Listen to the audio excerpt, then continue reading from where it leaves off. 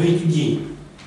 Et quand vous aurez qualifié correctement ou à la guise avec un consensus le concept, à ce moment-là, vous pourrez mesurer. Quantifier, c'est convenir plus quantifier. Quand on mesure le produit intérieur brut à notre époque, on se met d'abord d'accord sur le produit intérieur brut. Quand on veut quantifier l'inflation d'un pays, on se met d'accord sur un concept essentiel qui est qu'est-ce que c'est que cet indice des prix qu'on veut construire. Et une fois qu'on a négocié cet indice, on a convenu de la façon dont il devait se comporter, alors on faisait les mesures. Mais à ce moment-là, la quantification est encore un outil ou un domaine assez mystérieux. L'observation du ciel, la géodésie, la triangulation par exemple, sont des instruments qui vont effectivement permettre eh bien, d'affiner la qualité des observations obtenues. Et on peut reprendre la question, mais qu'est-ce qu'il faut choisir comme bonne mesure?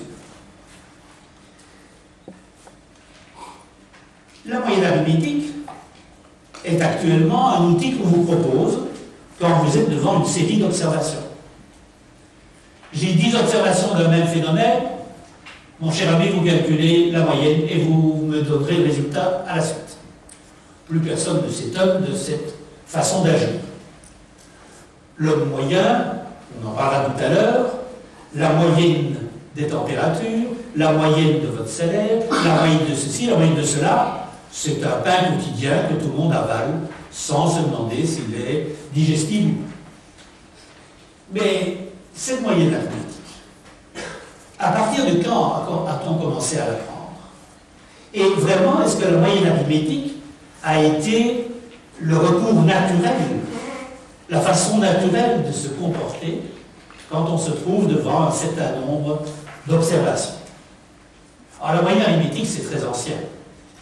Si vous remontez à toute l'école pythagoricienne, eh bien, la notion de moyenne arithmétique a été introduite par cette école en même temps que la moyenne harmonique ou que la moyenne géométrique. Dans le domaine de la théorie des nombres, puisque pour les pythagoriciens, les nombres, c'est l'essence même du monde. Le monde n'est que nombre, disait Pythagore. Eh bien, la moyenne arithmétique, comme la moyenne harmonique et la moyenne géométrique, étaient des instruments naturels de l'éducation des jeunes ou des moins jeunes à l'usage de l'outil mathématique. Le problème, c'est que toute cette problématique, ils n'en ont pas fait d'utilisation ou d'application intéressante dans le domaine des données. Utiliser des moyennes pour traiter des données n'a jamais été considéré par ce type de mathématicien. La seule chose qui a été très intéressante, c'est la comparaison entre mathématiques et musique, puisque dans la musique, ou la manière dont les Grecs faisaient de la musique, ces moyennes ont eu une importance énorme dans le système de production. Je vous invite, malgré que ce soit difficile à trouver sur le marché, de lire la musique d'Aristide Quintilien, écrivain du IIe siècle de notre ère, qui montre bien toute la complexité et toute l'implication entre mathématiques et musique. C'est donc pas du tout chez les mathématiciens qu'on a proposé de remplacer un ensemble de données, d'observations, par une moyenne.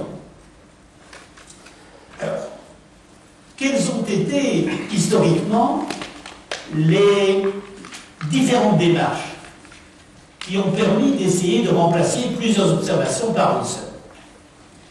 Eh bien, je dirais que l'une des plus intéressantes, me semble-t-il, date de moins 428 avant notre ère. À cette époque, et là nous sommes en Grèce, il y a un écrivain, un historien grec qui s'appelle Thucydide, et qui a écrit un ouvrage qu'on appelle la guerre du Péloponnèse. Eh bien, je suppose que vous ne lisez pas Thucydide tous les matins, mais si vous avez l'occasion de regarder dans le 3e livre de Thucydide, vous allez voir qu'il y a une proposition tout à fait admirable de comportement devant un ensemble de données. Je me suis permis de notez ici la partie du texte qui va nous intéresser, de Thucydide, que je vous donnerai en français parce que je ne suis pas capable de lire en grec, et qui dit ceci. Il s'agit en fait d'un passage qui parle de la troisième invasion des Lacédémoniens en Attique, et tout particulièrement le siège de la ville de Platée. La ville de Platée était associée aux Athéniens, et ils étaient assiégés depuis un certain nombre de mois, et il fallait absolument s'en sortir. Attendre que les Athéniens arrivent, non, ça c'était pas possible, ça aurait pris trop de temps, on commençait à manquer de vivres, il fallait absolument balayer ces assiégeants et trouver le moyen, en quelque sorte, de surmonter leurs murailles qui avaient été placées autour de la ville. Et voilà ce que Thucydide nous dit. Les Platéens, toujours assiégés par les Péloponnesiens et les Béotiens, souffrant de la disette et n'espérant plus aucun secours d'Athènes, firent de concert avec les Athéniens enfermés avec eux dans la ville le projet suivant. Ils sortiraient tous ensemble, en franchissant de force, s'ils le pouvaient, les murailles de l'ennemi. Je vous passe la manière de préparer la suite. Ce que l'on sait, c'est que la moitié de la garnison, effrayée par la difficulté de l'entreprise, y renonça. 220 volontaires acceptèrent les risques de la sortie. Voilà comment ils s'y prirent. Et c'est là que la chose devient intéressante. Ils fabriquèrent des échelles ayant la hauteur de la muraille ennemie. Oui, mais encore fallait-il connaître la hauteur de cette muraille. Eh bien, ils calculèrent cette hauteur en dénombrant les rangées de briques sur la partie de la muraille qui leur faisait face et qu'on n'avait pas recouverte de crépi. Plusieurs hommes à la fois comptaient les rangées, et en admettant que quelques-uns se trompassent, la plupart devaient trouver le nombre exact. D'ailleurs, ce calcul fut répété fréquemment. La distance étant peu considérable, l'on pouvait facilement apercevoir la partie du mur à examiner. C'est ainsi qu'ils déterminaient la hauteur des échelles en la calculant d'après l'épaisseur des briques. Pour la petite histoire, ils ont réussi leur sortie. Mais pour l'histoire de la statistique, vous êtes dans une situation particulièrement intéressante. Parce que qu'est-ce qui s'est passé? Ces soldats ont construit un ensemble de données. Et parmi toutes ces données, ils se sont aperçus qu'il y en avait une qui revenait très souvent. Le bon nombre de rangées. Ceux qui se trompaient, c'était trompé, mais ce n'était pas la majorité. Donc pour avoir la hauteur multipliée par le nombre de rangées, eh bien, il suffisait simplement de regarder la valeur observée la plus fréquente. C'est ce qu'on appelle le mode, ou la valeur modale, dans la terminologie actuelle. C'est une façon de faire de la statistique, mais intelligente, parce que basée sur les caractéristiques du phénomène que vous êtes en train d'étudier. Mais ce n'est pas la seule. Je voudrais vous en citer un deuxième, concernant Hipparque. Hipparque est un des plus grands astronomes grecs. Il a vécu au IIe siècle avant notre ère. Et Hipparque a fait beaucoup de mesures astronomiques, notamment en reprenant les travaux qui avaient été faits par les Babyloniens pour mesurer la longueur de l'année holotropique. Et donc il a simplement fait des observations sur le moment où le Soleil arrivait au zénith dans les endroits où il faisait ses observations. Alors bien entendu, il s'est aperçu que ces observations, chaque fois que le Soleil revenait, ne donnaient pas lieu à la même durée. Il avait donc un ensemble de durées différentes. Mais il était convaincu. Nous sommes au deuxième avant notre ère, c'est-à-dire nous sommes à un moment où c'est la Terre qui est au centre et le Soleil et les autres planètes qui tournent autour de la Terre. Il était convaincu que cette durée devait être une constante. Donc s'il y a des différences, ce n'est pas à cause du Soleil ou de la Terre, c'est parce que je suis un mauvais observateur. Ou c'est parce que mon instrument de mesure n'est pas bon. Et donc ce que je vais essayer de faire, c'est d'essayer de voir la variation la plus grande possible entre les observations et essayer de montrer que cette variation, en fait, est vraiment mineure, n'est pas très importante. Si je montre que cette variation est secondaire, ben, j'aurais raison, c'est constant. Donc il a calculé ce qu'on appelle à notre époque l'étendue. Il a pris la différence entre la plus grande durée et la plus petite durée. Et pour mesurer sa variation maximale, il s'est dit, je vais placer au milieu de cet intervalle, ce que les Anglais appellent un mid-range, et si je prends le milieu, j'aurai automatiquement, en prenant l'intervalle, le demi-intervalle à gauche et à droite, une mesure de ma variation maximale. C'est un modèle qui est également basé sur, ici, une hypothèse, que cette durée est une durée constante, et pour mesurer cette variation, il s'est centré sur le milieu. Le milieu, c'est une moyenne arithmétique, bien sûr. Le milieu, c'est la moyenne entre les deux extrêmes, la plus grande observation et la plus petite observation. Mais la moyenne en elle-même n'est pas encore intéressante. C'est le milieu qui m'intéresse. Et pour arriver au milieu, je dois faire une moyenne au sens de Pythagore, mais pas du tout une moyenne des données observées. Donc la moyenne, ce n'est pas encore quelque chose d'intéressant. Le temps passant, je vous l'ai dit, nous sommes dans une période, chute de l'Empire romain, Moyen-Âge, c'est le gouffre du point de vue scientifique. On arrive à la fin de cette période, au début du XVIe siècle. Et là, il y a une découverte géniale, qui est très peu connue, mais qui est un merveilleux exemple qu'on peut présenter à des élèves sur la façon de concevoir la leçon de moyenne. C'est une histoire qui a été racontée en images par Jakob Köbel.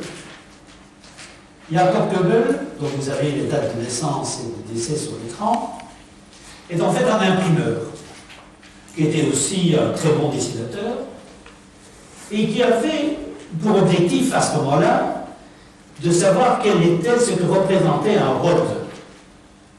Alors, je ne sais pas si vous savez ce qu'est un rod. Si je vous dis qu'on l'appelle aussi du height ou un pôle, ça ne va pas vous éclairer davantage. Eh bien, le rod, c'est tout simplement la distance. C'est une mesure agraire. C'est la distance que vous pouvez atteindre quand vous semez des graines et que vous êtes un semeur et que vous essayez de voir entre quelle et quelle longueur, en jetant votre poignée de grains, vous allez vous trouver. Ça, c'est le rod. C'est la partie que vous pouvez couvrir en lançant vos grains. Et il se fait tout simplement que le rod correspond plus ou moins, à l'époque, à 16 pieds. Le pied étant forcément une façon très simple de mesurer. Le problème, c'est que la mesure dépendait de la personne qui avait le pied. Et il a trouvé une solution, mais admirable. Il s'est dit, pour essayer de mesurer et de savoir ce que représentait ce rod, je vais tout simplement aller à la sortie de l'office le dimanche.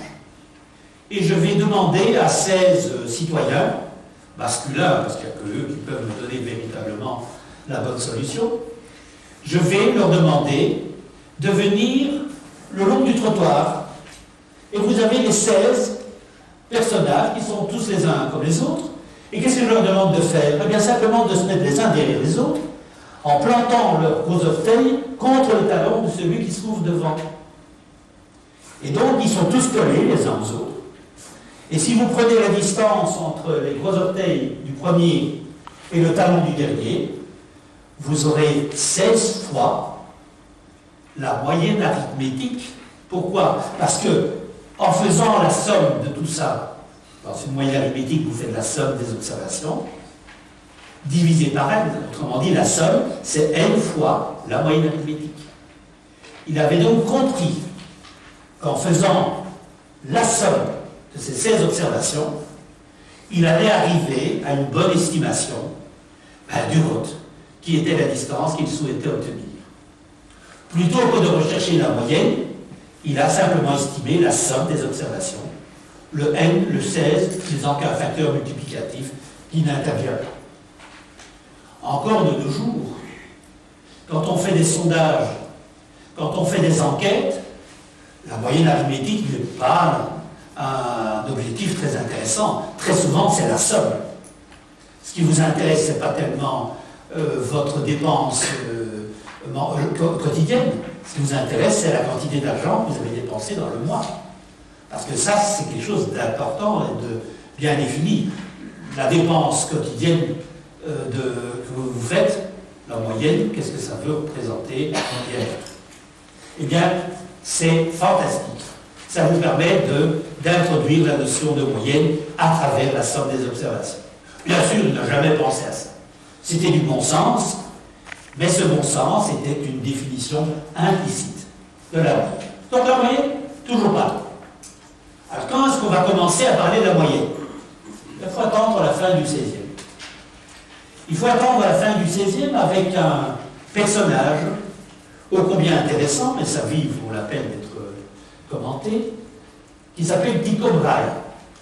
Tycho Brahe, c'est un Danois, un riche Danois, qui avait en plus l'avantage d'être bien considéré par le roi du Danemark, Frédéric II, et qui était très soucieux d'examiner le ciel.